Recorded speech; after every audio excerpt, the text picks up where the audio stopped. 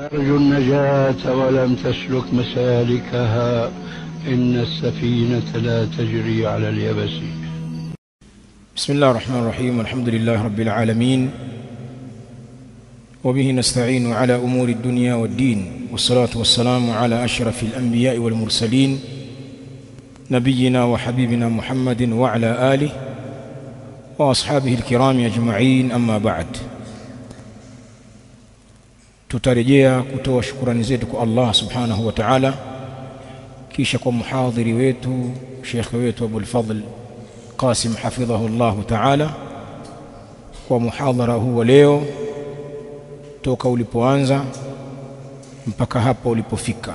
Kwa hakika tumesikia maneno mengi yenye faida na manfaa. Nasallallahu subhanahu wa ta'ala an yanfa'na biha wa iyyah. Lakini pia sisi tuna wajibu wa kuwa ni mabalozi kwa faida hizi ambazo tumezipata, kwa kila mmoja kwa kiwango chake cha uelewa, basi atazifikisha kule ambako anaweza,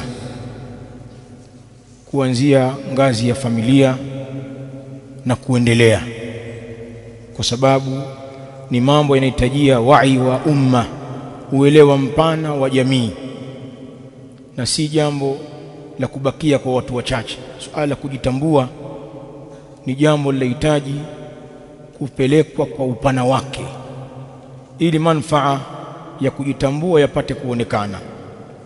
Na mimi nikijazia kidogo katika maneno ya shekhe wetu hapa, na hasa pale alipoelekeza nasaha zake kwa maduati, vile vile mashayikh mbalimbali, an-nasihun, walimu, asatidha, kwamba ni lazima watu wachukue nafasi zao, kila mmoja kwa kiwango chake. Jukumu lao katika umma ni kubwa sana, wasiachie watu wengine wasiostahiki kuparamia membari za dini na kutoa uolewa kwa Waislamu, watu ambao hawana maarifa na huo Uislamu, eti wakawa ndio wasemaji wa Uislamu. Ikhwa wanafahamu katika baadhi ya darasa ambazo tunazisoma hapa, baadhi ya maulama wetu wanatoa tahadhari kwa watu ambao hawajataalamika katika dini, hawana misingi ya aqida wala kujua manhaji sahihi iliyokuja kwenye kitabu cha Allah katika sunna, wakawa na ujasiri wa kufuatilia mambo mengine. Ikawa mtu ni hodari wa kufuatilia habari za magazeti, matukio ya ulimwengu, alafu anayatafsiri kwa uelewa wake, kuwatafsiria watu na kuwalingania watu. Watu hawa wamekuwa wanawapoteza watu sana. Lakini kwa nini watu wajinga kiwango hiki wameweza kuzungumza na wakapata nafasi? Ni kwa sababu watu wa haki, ima juhudi yao ni ndogo katika kuifanya kazi yao, au wengi wao hawajajitambua kama tulivyoambiwa. Ndugu zangu, ad-du'a tuna dhima kama dhima ambayo Allah subhanahu wa ta'ala aliwabebesha watu wenye ilmu kwenye Qur'an. Qala Allah ta'ala: wa idh akhadha Allah mithaqa alladhina utul kitab latubayyinunnahu lin-nasi wa la taktumuna.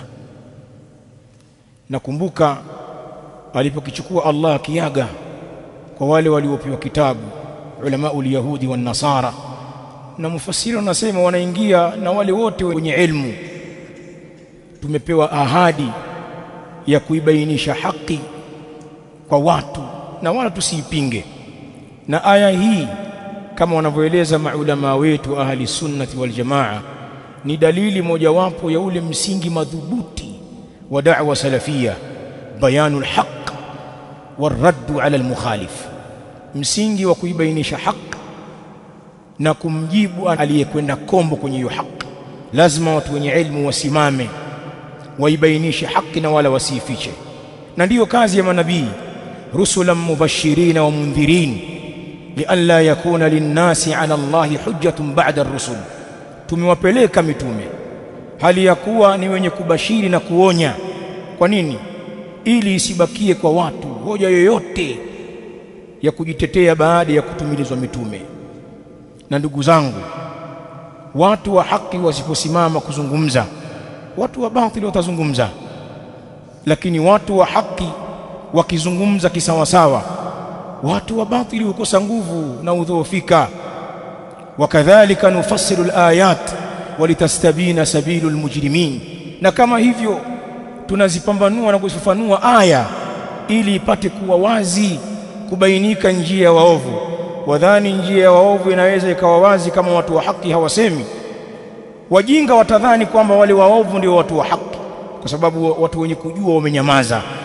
Sasa katika wakati uliokuwa nao kuna viherehere wengi sana kwa majina ya ushekhe au harakati, wanaparamia mambo ya wasomi kuyasema, au mambo ya kusemwa na tulabul ilm wanazungumza wao, na tulabul ilm wamenyamaza.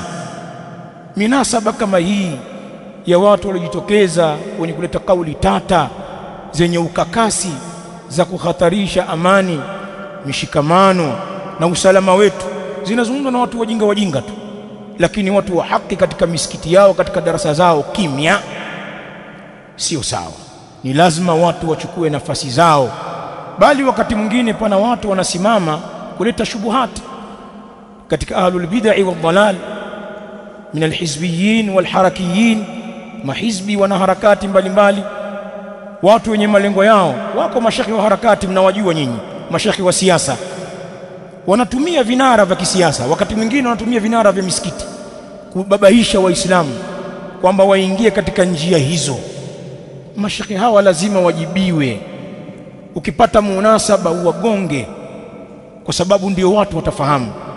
Na hapa ninayakumbuka maneno ya Sheikh al-Islam Ibn Taymiyyah rahimahullahu ta'ala aliposema kwenye Majmu' al-Fatawa, mfano maneno yake: wakadhalika ahlul ahwa'i wal bid'i min ahli المقالات المخالفة للكتاب والسنة أو العبادات المخالفة للكتاب والسنة، فإن بيان حالهم وتحذير الأمة منهم واجب باتفاق الأمة، أو يمكن باتفاق المسلمين. شيخ الإسلام ابن تيمية anazungumzia wale vinara katika wasomi wa bid'a, watu waliokuwa mbele katika wazushi, watu ambao wana mazungumzo mbalimbali yenye kwenda kinyume na kitabu na sunna, au wanazifanya ibada zenye kwenda kinyume na kitabu na sunna. Sheikh al-Islam rahimahullahu ta'ala anasema fa inna bayana halihim, hakika kuibainisha hali yao watu kama hawa wenye kupindisha mambo ya haki, wa tahdhira al-ummati minhum, na kutahadharisha umma kutokana na watu hawa, wajibun biittifaqi almuslimin, hilo ni jambo la wajibu kwa maafikiano ya Waislamu, lazima watu wabainishwe. Kwa hivyo ndugu zangu, haya maneno yamewagusa watu wengi, lakini bil khususi sisi walimu tuna sehemu yetu, tulabul ilm, tutumie nafasi zetu ipasavyo. Na mimi nawaambia watu wa haki wakitumia nafasi zao, watu wa batil watatafuta mahali pa kwenda, kwa sababu kwanza wao huzungumzwa kwa misukumo fulani, ima ya kimasilahi au ya kutafuta nafasi. Hawana pumzi ndefu ya mapambano. Ukishawapotezea mwelekeo tu, wakiona kwamba lili takwa lao haliwi, huwa wanatoweka. Watu wa haki hawana malengo mengine zaidi ya kumridhisha Allah subhanahu wa ta'ala. Kwa hivyo mapambano yao ni endelevu. Mimi naamini kwa maneno haya mimbari za ahli sunna wal jamaa zitakuwa haya, lakini hazitakuwa za moto kwa ujinga, zitakuwa za moto kwa haki. Maneno yazungumzwe kwa viwango vyake, kwa dalili, na kila neno liwekwe mahala pake. Tuchunge ndimi zetu tunapowazungumzisha watawala, watu wenye nafasi, au tunapowazungumzisha watu wajinga wasiojua mambo ambao wametatizwa. Na pia ndimi zetu ziwe tofauti tunapowazungumza wale muanidin, watu wakaidi ambao wana malengo maalum katika jambo lao. Ndimi zetu zitofautiane kwenye wote hawa, na hiyo ndiyo hikma na ndio kuyaweka mambo mahala pake.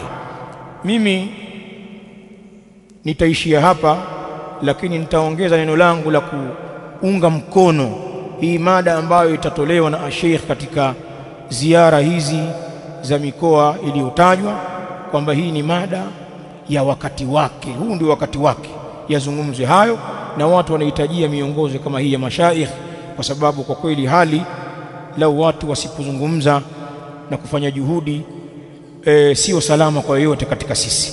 Ni lazima tuchukue wajibu wetu kama Waislamu. Haya ni maneno yangu machache na mchango wangu kwenye maneno mengi mazito mazuri zaidi yaliyozungumzwa na muhadhiri hapa, shekhe wetu hafidhahullahu ta'ala.